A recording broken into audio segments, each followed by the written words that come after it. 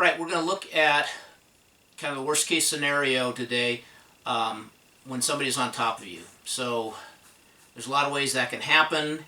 Somebody can grab you and throw you down and go down with you on top of you, can knock you down and then get on top of you. But there are countless ways, countless ground positions where somebody can sort of be on top of you. We're just going to look at two. There's no point in really going into detail about half guard and butterfly guard and things like that. We're just going to look at what is called the guard and what is called the mount. And the mount, somebody is on top of you, you're on your back or on your stomach, and the person is on top of you. So this video will be simply the defense for the mount, because it's probably the most dangerous. The person's crushing you with his weight. He's probably raining blows down on you, hitting you.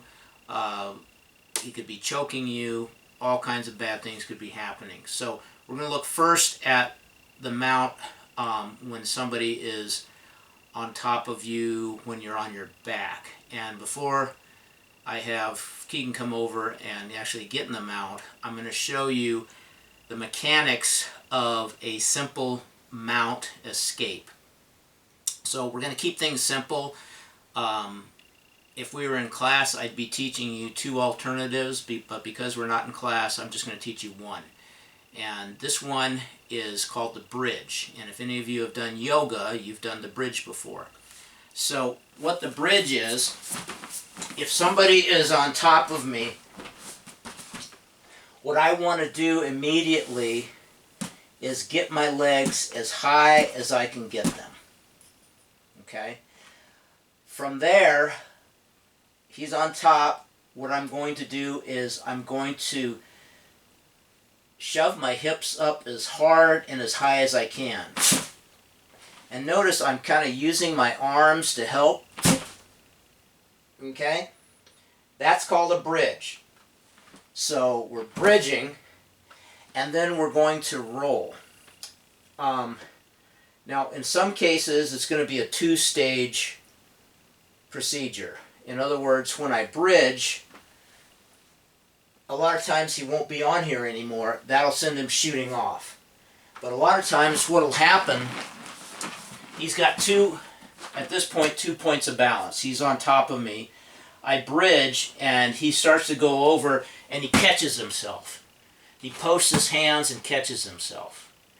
And so what we're going to do is we're going to collapse one of those arms, and then we're going to roll. So this is called bridge and roll. So I bridge and I roll. And that's really what you have to practice by yourself, is bridging and rolling. So I'm going to have Keegan come over here and get in the mount. And the first time, I'm going to get kind of over here. I'm right up against the wall, so my legs are already bent, but they might not be bent. So I want to get my heels up as close as I can to my butt. Okay? Now, he could be punching, in which case I want to cover up and kind of move with it. He could be choking me, in which case I'm going to drop my chin and grab his hands to kind of lessen that. But in any case, whether he's punching or choking, I'm protecting myself, and then I'm going to bridge. Now we're going to look at what happens if I bridge hard enough that he actually goes all the way off. So I'm here, and I bridge.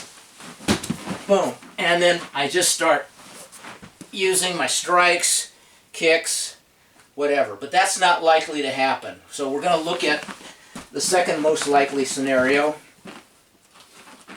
which is I bridge and he posts. So what I need to do now is I need to pick a side. And in this case, I'm picking this side so you can see it. Now, I want to collapse this arm. The easiest way is not to grab it. the easiest way is to extend my arms and hug it to me. You see what that does? Now he's got, this side is collapsed. He's off balance. I've destroyed his structure. And now what I'm going to do with this foot, if I can, is I'm going to hook it on that foot. That prevents him from sticking his foot out to keep me from rolling him. So I hook that foot, and then I'm going to bridge, and I'm going to roll. And here I am in this position. If I get to here, I'm going to strike to the groin. I'm going to hook a leg, and I'm going to roll him over, strike, and then get out of there. Okay, I can use him to push off. So once again,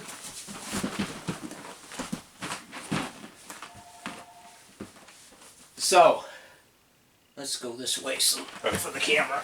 Right. I'm here, I protect myself, I bridge, he posts, I come over here, I get as high as I can with my arms, I stick my arms out like this, bring it in. I put my foot there to block that leg, and I'm going to bridge and roll. Now, sometimes I may not end up here. If you're not strong enough, you may just end up rolling him off, in which case you just shift over and start kicking at the head, hammer, remember those vulnerable parts, throat, and then you roll and get out of there. Okay, now let's look at the mount when I'm on my stomach. Now this is a lot more difficult. One of the things that he could be doing would be pounding the back of my head or taking my head and slamming it down.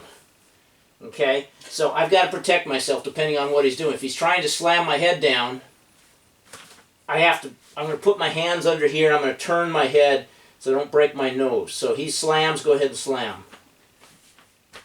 Okay, and I can't do this forever. If he's trying to hit the back of my head, I'm going to cover up, okay, because it's really dangerous if he's hitting there right where the neck and the head connect.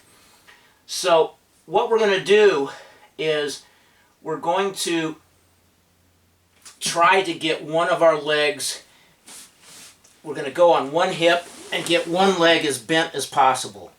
Go ahead and get off for a second so I can, yeah. This is what I want us to do, okay? I want to get that leg as bent as possible, and then I want to push down with the ball of my foot. From there, I'm going to place my hand here. I'm going to do like half a push-up, and I'm going to roll back like this, okay? So we're actually going to go this way because there's not any room here. So he's going to get on me. Now, if I can't get my leg bent, then what I'm going to do, he's heavier than me, and it's hard for me to bend it under here. So I'm going to just shift, shift, shift until I can get one of those legs bent. And then I'm going to get the hand here, I'm going to do that push-up, and I'm going to push off of my leg, and then I come down, bam, with that elbow strike. Hammer strike, roll out of there, and get out of there. Okay? So, without anybody on me, let me show you again what it looks like. I'm here, I'm protecting, I'm shifting here. If I can't get it bent very much, then I shift, shift, shift, shift, and then I place my hand here to do sort of a push up, and I'm pushing with that leg at the same time, rolling over and striking as I roll over. Okay? From this perspective, this is what it looks like. 1, 2, 3. Boom, boom, and boom. Okay. Hopefully, you can go step by step and practice that. If you have somebody at your home, brother, sister, husband, wife, whatever, that you feel okay about the social distance thing, practice it with somebody. Obviously, this stuff works better if you have practice with somebody. But again, like the ground fighting position, this is something that you can practice on your own. So, next week we're going to look at the guard and how to get out of that, and then finish up with ground fighting. All right, just make sure that you practice. Remember, I'm watching.